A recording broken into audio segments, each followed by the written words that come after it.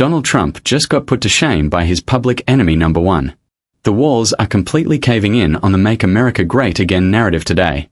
Total and absolute panic is unfolding live on television networks as conservative loyalists trip over their own words trying to justify the completely unjustifiable. They are visibly sweating under the bright studio lights. They are stumbling blindly through their interviews. They are absolutely terrified to use the word war while they are simultaneously cheering for the bombs to drop. It is a complete and utter disaster of political leadership playing out for the whole world to see.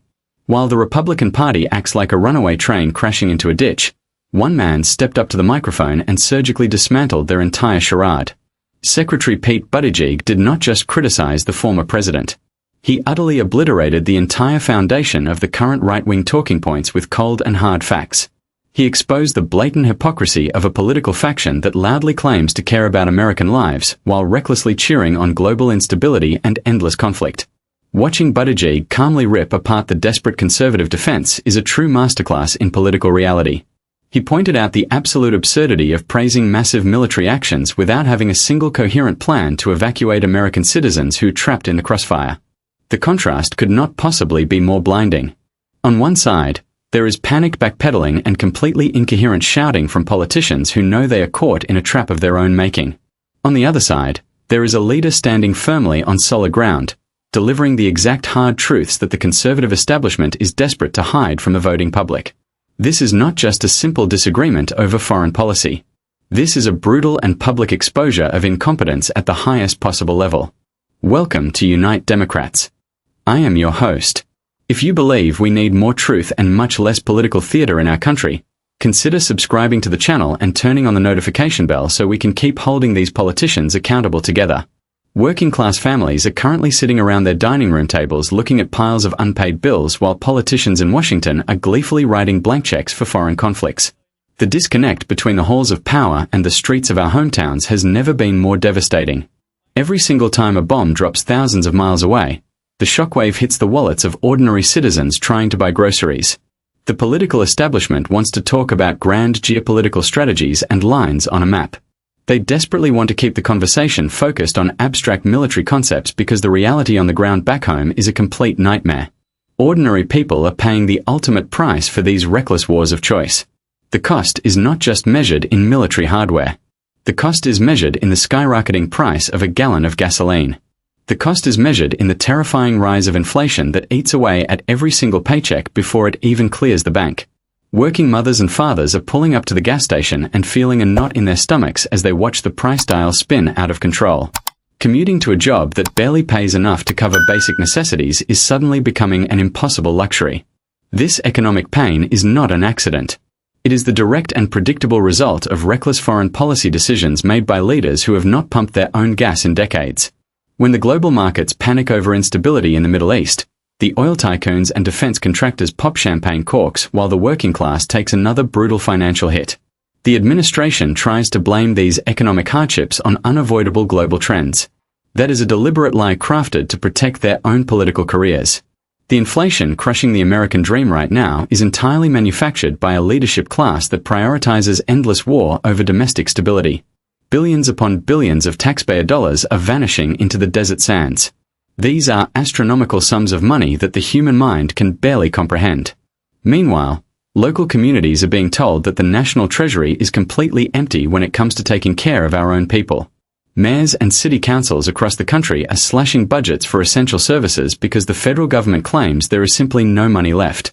The hypocrisy is absolutely suffocating. We are sending an endless river of cash to fund military adventurism, yet we are simultaneously cutting funding for the Meals on Wheels program. Elderly citizens who spent their entire lives building this nation are now being abandoned. They are sitting alone in cold houses, waiting for a hot meal that might never arrive, because their government decided that buying another Predator drone was a higher priority than feeding a starving senior citizen. The betrayal extends far beyond the elderly. Our public school systems are begging for basic resources. Teachers are spending their own meager salaries to buy pencils and paper for their students. Teacher aides are being laid off. After-school programs are being entirely eliminated. The official excuse is always the same tired talking point about fiscal responsibility and tightening our belts. Yet, That fiscal responsibility completely evaporates the second a defense contractor wants to build a new fleet of bomber planes. The political elite are stealing the future of American children to finance their international chest beating. A nation that cannot afford to educate its own youth but can magically find infinite funding for foreign interventions is a nation completely lost in darkness. The priorities are violently inverted. We are literally sacrificing the potential of our children on the altar of the military-industrial complex. They go on television and boast about a booming stock market and strong economic indicators. Those numbers are a complete illusion for the vast majority of the population. Wall Street profits do not translate to kitchen table security. When defense stocks soar because of new conflicts, the executives buy another yacht. When the cost of living soars because of those exact same conflicts, a single mother has to decide between buying medicine for her sick child or paying the heating bill. The political theater is designed to distract from this brutal economic warfare being waged against the middle class. They want the public to feel patriotic about military displays so they do not notice the quiet theft of their own wealth. The wealth transfer happening right under our noses is staggering. Money is being funneled directly from the pockets of hard-working taxpayers into the offshore bank accounts of massive corporations that profit from global misery. Beyond the financial ruin, there is a deep and exhausting psychological toll. People are tired. They are waking up every morning to a barrage of terrifying news about global escalations, and then going to jobs where their labor is increasingly devalued. The anxiety is palpable in every grocery store aisle and every neighborhood coffee shop. You can see it in the exhausted faces of your neighbors. The social contract has been completely shredded. The promise was that if you worked hard and paid your taxes, your government would protect your interests and secure a stable environment for your family to thrive. Instead, the government is actively destabilizing the globe and passing the massive bill directly to the working class. It is a system of reverse Robin Hood, stealing from the poor and giving to the incredibly wealthy war profiteers. We must reject the false narrative that these wars are necessary for our safety. True national security begins with a strong and healthy population. It begins with fully funded schools, secure retirements for our elders, and an economy where a full-time job actually covers the cost of living. A country crumbling from within cannot project strength abroad. The leaders pushing these aggressive foreign policies are not projecting strength. They are projecting a desperate arrogance that masks a profound internal weakness. They are terrified that the public is finally waking up to the massive grift. The anger bubbling up across the nation is not random. It is a highly focused and entirely justified rage against a political machine that treats human beings as disposable pawns and treats taxpayer money as a personal slush fund for corporate donors. The breaking point is rapidly approaching. There is only so much financial pressure a society can endure before the foundation starts to crack. The working class has been stretched to the absolute limit. We are constantly told that there is a crisis at the border, a crisis in the cities, a crisis in healthcare.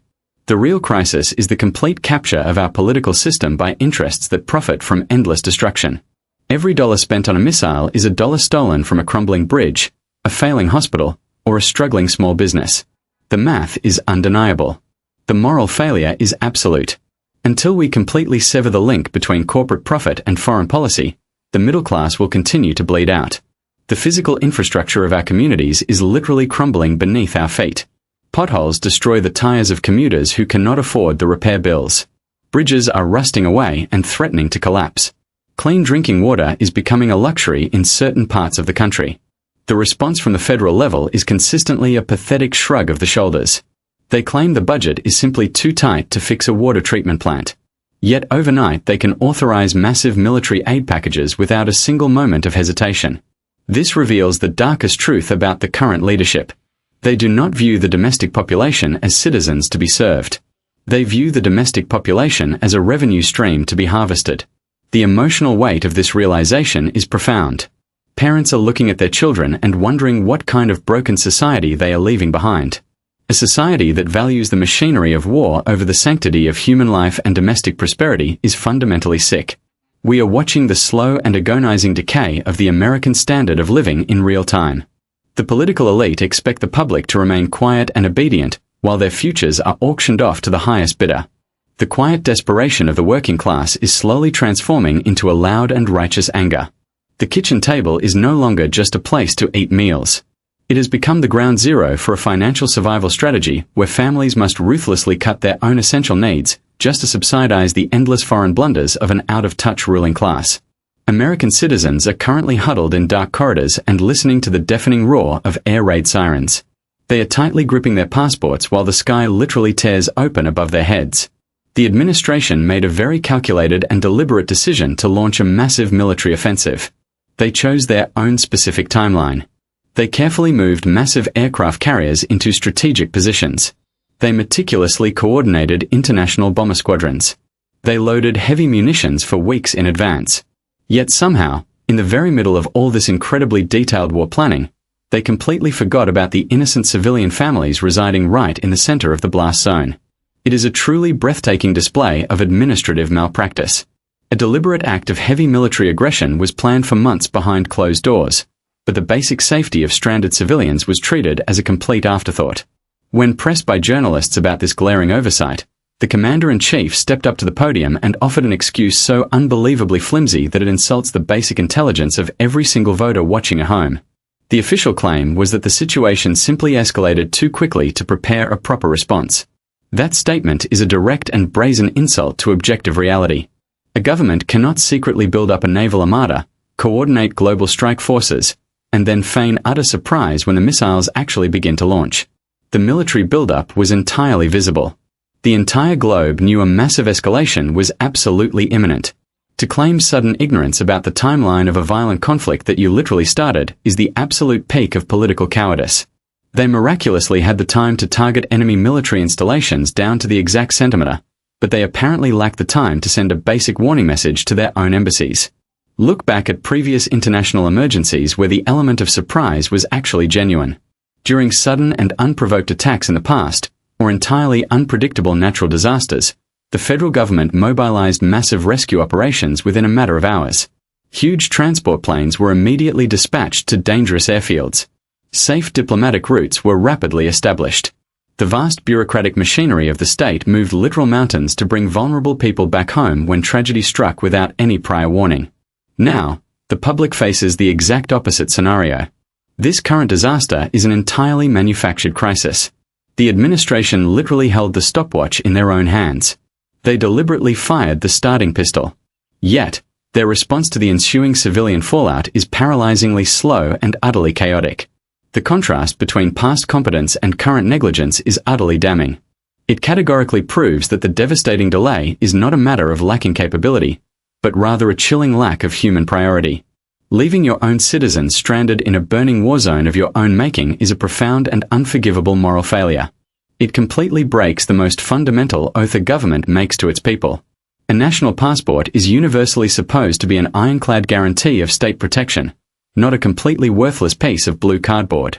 The terrified families back home are watching the news networks in sheer agony, desperately waiting for a reassuring phone call that might never actually come. They are dialing emergency consular hotlines that just ring endlessly into the void. They are practically begging their elected officials for any kind of help, only to receive cold and generic automated email responses. The diplomatic corps has been tragically reduced to helpless bystanders, while the military wing runs completely unchecked and unsupervised. The bureaucratic labyrinth that these stranded families are being forced to navigate is nothing short of psychological torture. While bombs shatter the windows of their temporary shelters, they are being told to fill out confusing online forms and wait for further instructions that never materialize. The State Department is issuing contradictory travel advisories that change by the hour, leaving panicked travelers entirely paralyzed. There are no designated safe zones.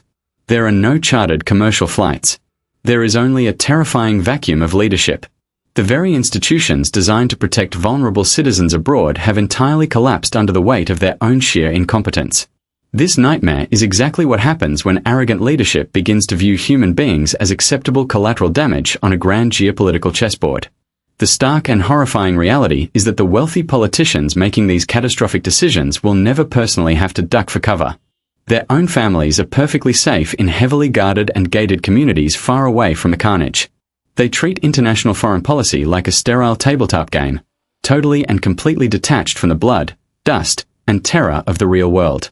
The total absence of a coherent evacuation strategy is not just a minor logistical error. It is a blinding neon sign pointing to a terrifying and undeniable truth. The people currently steering the ship of state are either dangerously incompetent, or they simply do not care who inevitably drowns in their destructive wake. They have traded the sacred duty of civilian protection for the cheap thrill of military theater. The official press briefings currently taking place are a terrifying masterclass in linguistic gymnastics. The men and women standing behind the podiums are engaging in a desperate and sweating effort to completely erase the word war from the English dictionary. They stand under the bright television lights and stare directly into the cameras while offering the public a bizarre menu of sanitized vocabulary. They call it a kinetic military action. They label it a series of targeted defensive strikes. They proudly announce that they are simply neutralizing a regional threat. They will use absolutely any combination of syllables available to avoid admitting the undeniable reality unfolding across the globe. Heavy bomber planes are crossing oceans to drop massive payloads of high explosives on foreign soil. Yet the political class demands that the voting public pretend this is merely a routine diplomatic exercise. This is not just a disagreement over semantics. It is a deliberate and calculated psychological operation designed to keep the domestic population completely sedated while the military-industrial complex turns a massive profit. The sheer absurdity peaks during the Sunday morning political talk shows. Elected officials and party loyalists are paraded across the screen and tasked with defending the absolutely indefensible. Their eyes violently dart around the room as journalists push them for a simple and straight answer. The logic they present is entirely fractured. They boldly claim that the enemy has declared war on the United States, but in the exact same breath, they refuse to concede that the United States is actually at war. It is a dizzying and completely incoherent paradox. They want the absolute unlimited executive authority that comes with being a wartime administration, but they are utterly terrified of the political accountability that comes with a formal declaration of armed conflict. They want all the explosive spectacle of a blockbuster military campaign without ever having to ask the legislative branch for official permission. This cowardly tiptoeing around the truth proves that the architects of this conflict have absolutely zero faith in their own agenda. If the cause was truly righteous and necessary, they would not need to hide behind a massive smoke screen of corporate public relations buzzwords. Beneath the thick layer of verbal deception lies a much darker and more dangerous void. There is absolutely no underlying strategy. The administration is flying completely blind into a generational catastrophe. Asking 5 different cabinet members to define the ultimate mission yields 5 entirely different and contradictory answers. On Monday, the goal is supposedly establishing a deterrent posture to prevent further aggression. By Wednesday, the rhetoric suddenly shifts to demanding total regime change and liberating the local populace. By Friday, they are talking about protecting global shipping lanes and securing regional energy resources. This constant shifting of the goalposts is not a sign of diplomatic flexibility. It is the definitive hallmark of a leadership team that has entirely lost control of the steering wheel. They launched a massive offensive with all the destructive power of the armed forces, but nobody bothered to write an exit strategy. They know exactly how to start the massive fire, but they completely threw away the blueprints for putting it out. The true depths of this strategic bankruptcy are now rapidly leaking out into the press. Reports are actively circulating that the Central Intelligence Agency is quietly scrambling to arm local rebel factions and proxy militias. This reveals a chilling and profound desperation. Behind the scenes, the administration realizes that bombing from the sky is completely insufficient to achieve whatever nebulous goals they have actually set. Now, they are secretly funneling weapons to unaccountable foreign fighters in hopes of sparking a chaotic ground invasion without ever having to deploy official national troops. It is a shadow war being fought in the dark alleys of international espionage. Arming proxy groups is a historically disastrous gamble. Today and Appos, heavily armed local ally almost always transforms into tomorrow and Appos, heavily armed radical enemy. The political elite are planting the toxic seeds for decades of future blowback, all because they are simply too frightened to admit they have no coherent plan for the present crisis. This frantic patchwork approach to foreign policy is exactly how temporary interventions mutate into endless and unwinnable quagmires. The initial promise is always the exact same. They swear it will be a quick, precise, and highly contained operation. But without a clearly defined endpoint, the mission inevitably creeps forward. First, it is just intelligence sharing. Then, it is aerial bombardment. Soon, it is special operations forces conducting midnight raids. Before the public even realizes what has truly happened, thousands of boots on the ground in a hostile desert, caught in a deadly crossfire between ancient rivalries that the architects of the war do not even begin to understand. The total refusal to publicly outline a clear and achievable objective guarantees that the conflict will stretch on indefinitely. An undefined war can never truly be won, which means it can never truly end. The domestic audience is being treated with profound and unforgivable contempt. The government operates on the arrogant assumption that ordinary citizens are simply too ignorant to understand the complexities of global statecraft. Therefore, they feed the masses a steady diet of patriotic slogans and heavily edited video clips of precision missile strikes. They desperately want the public to cheer for the explosions like eager fans at a sporting event, completely divorced from the grim and bloody reality of the actual situation. But the carefully constructed illusion is rapidly beginning to crack under the immense weight of its own glaring contradictions. People are noticing the wild inconsistencies. They are hearing the leaked audio recordings. They are reading the terrifying reports of secret weapons transfers. The gap between what the government claims is happening and what is actually occurring on the ground has become a massive, unbridgeable canyon. When leaders completely refuse to tell the truth about matters of profound life and death, the very foundation of a democratic society begins to rot from the inside out. The sacred trust between the governed and the governing is completely and irreversibly shattered. This current administration is not just fighting an undeclared and messy war overseas.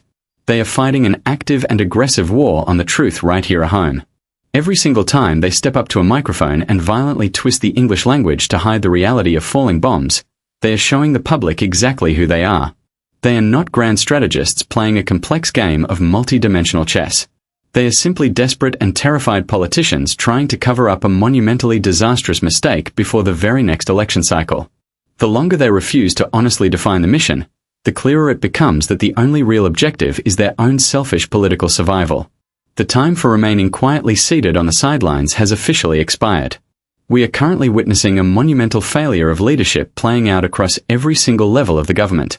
The working class is being bled completely dry at the grocery store and the gas pump simply to fund a catastrophic foreign entanglement.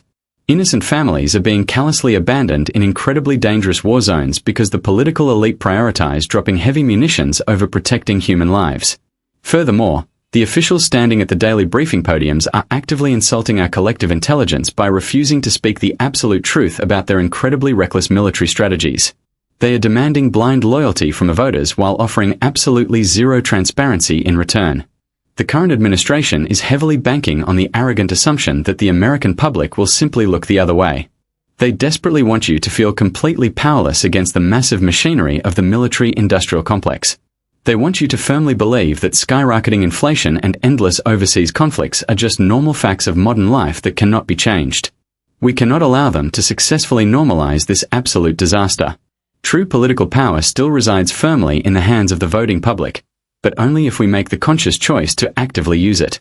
Total silence is exactly what the wealthy architects of this chaos are hoping to achieve. Your individual voice is the absolute most powerful weapon against their coordinated campaign of deception. Take a moment right now to leave a detailed comment down below and share your personal thoughts on this unfolding political nightmare. Tell us exactly how these reckless foreign policies are directly impacting your local community and your own household budget. The political establishment absolutely hates it when ordinary citizens start comparing notes and realizing they are being completely scammed. Please take the time to share this message directly with your friends, your family members, and across all your personal social media networks. We desperately need to break through the mainstream television noise and bring these hard truths to the surface. If you want to stand with us and keep holding these out-of-touch politicians totally accountable, click the subscribe button for Unite Democrats. Together, we can build a massive and undeniable wave of resistance against their endless wars and demand a government that finally puts the needs of ordinary citizens first.